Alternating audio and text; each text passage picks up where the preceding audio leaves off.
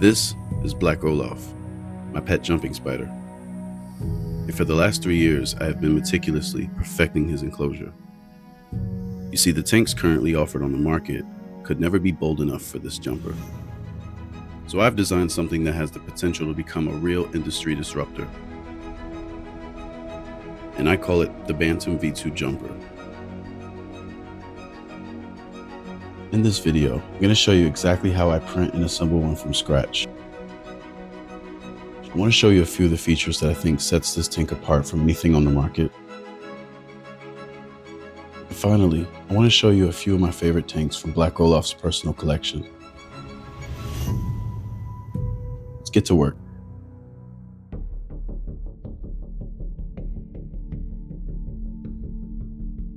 It took a lot of variations to get this to where it currently is, and I think building one from scratch with you guys is the best way to show you how much went into designing this. To bring this V2 to life, there are a few essential parts that we actually can't 3D print. First up is the housing. I chose to go with a specific acrylic cylinder for a couple of reasons. For one, it's much easier for the spider to climb on compared to actual glass. It's also polishable, extremely lightweight, and most importantly, it's durable. It won't shatter easily if dropped. It's also much easier and lighter to ship, which is always great as a small business owner.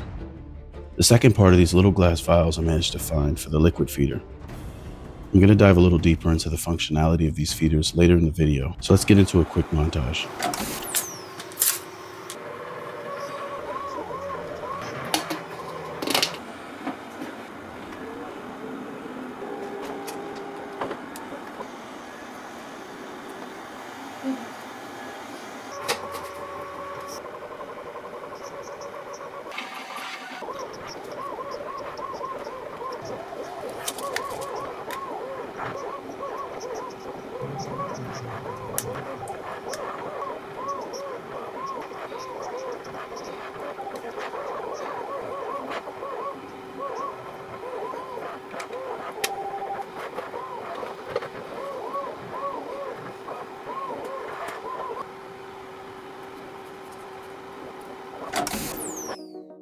Now that she's all put together, I want to show you 5 specific features that I packed into this design that sets it apart from anything that has truly ever existed. Number 1, the inverse opening. The biggest headache with traditional tanks and jumping spiders is their nesting habit. They typically like to build at the top. Most tanks open from the top. You can see where the problem is with that.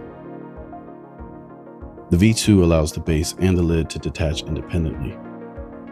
This means you can easily pop the bottom off for quick access, or completely break it down if you need to do a maintenance overhaul.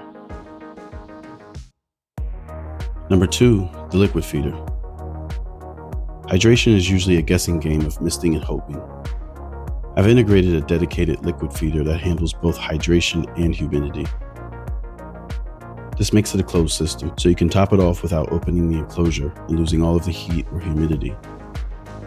I personally like to pair this with misting. This allows me to recreate a natural environment where my jumping spider has access to both water droplets to drink from and a reliable source of humidity in case I need to step away for a few days. Number 3 is one of my personal favorites, vertical expansion with the addition of a mid-lid. Spiders grow, and usually that means buying a whole new setup. But with this, you can add on to your existing tank. I designed this unique type of lid add-on that lets you stack an additional acrylic housing right on top of the first one. It turns a standard tank into a vertical skyscraper whenever you need more space. Number 4 is where we start getting into the territory of functionality meets aesthetics with 360-degree everything. Visibility and airflow shouldn't be a trade-off. Because of the choice of round housing, you get a 360-degree of your spider's habitat with 0 blind spots. Not only does this make observation and recording for content much cleaner, I also think it just gives the idea of a jumping spider tank a more modern look. And to complement that view, I've included 360-degree ventilation vents around both the base and the lids to ensure constant, healthy air circulation. Number 5 is total personalization. This is something that I really wanted to hone in on, given that the tank is mostly 3D printed. I really wanted this thing to look as good as it functions. Every aspect of this is modular, even down to the logos, which are swappable with various colors or different themes. I'm able to really push the creative limits of this tank by printing it in any color I can imagine. I can mix and match the lids and bases to suit whatever bioactive habitat I want to build. This makes it a truly unique and functional display piece, and not just a plastic box. There's a few other cool features that I'll cover in another video, like these removable side ports that allow me to connect multiple tanks, or this twist lock trim mechanism installed on every base so that I can further personalize my tank with add-ons like these V2 docks that function as additional expansion or other types of storage compartments.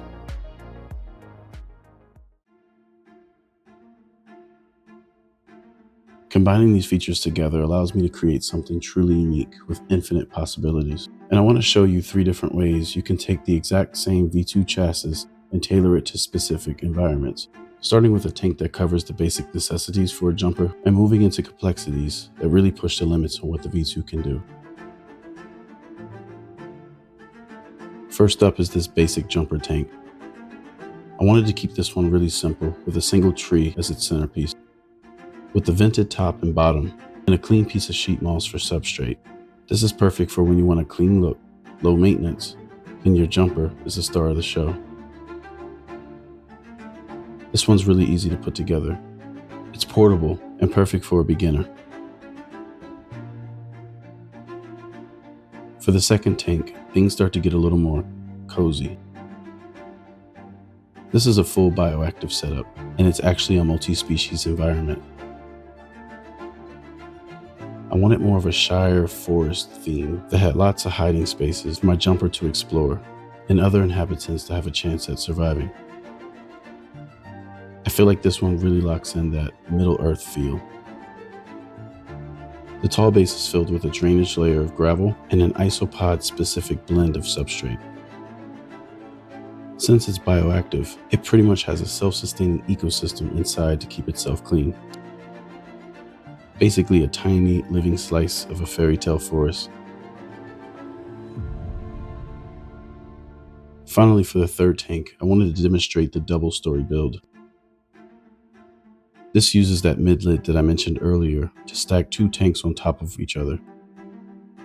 One of my favorite parts about this tank is it has magnetic tree branches that I clip onto the side. It offers a really unique way to display tank decoration. Since jumping spiders are arboreal, which is just a fancy way of saying they love to climb, these branches let Black Olaf truly explore his height-climbing side.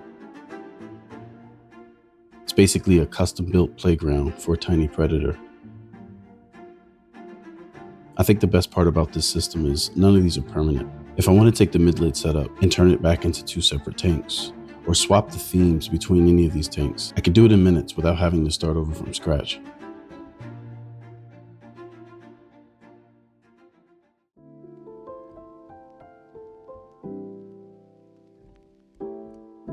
Earlier in this video, I said that these tanks have a real potential to disrupt the industry. And besides everything I've demonstrated for you so far, one of the biggest reasons why I think that's the case is because above all is the accessibility factor.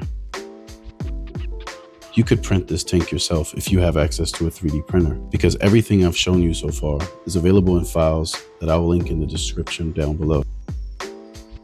If by any chance you don't have a 3D printer and still want something like this, I'd be more than happy to give you a finished kit myself. Check out our shop, where I offer this tank and many other species-specific builds I've been working on. As time goes on, I'll give little updates on how these tanks have been progressing, and more than likely make other videos demonstrating themes that I'm really passionate about seeing come to light.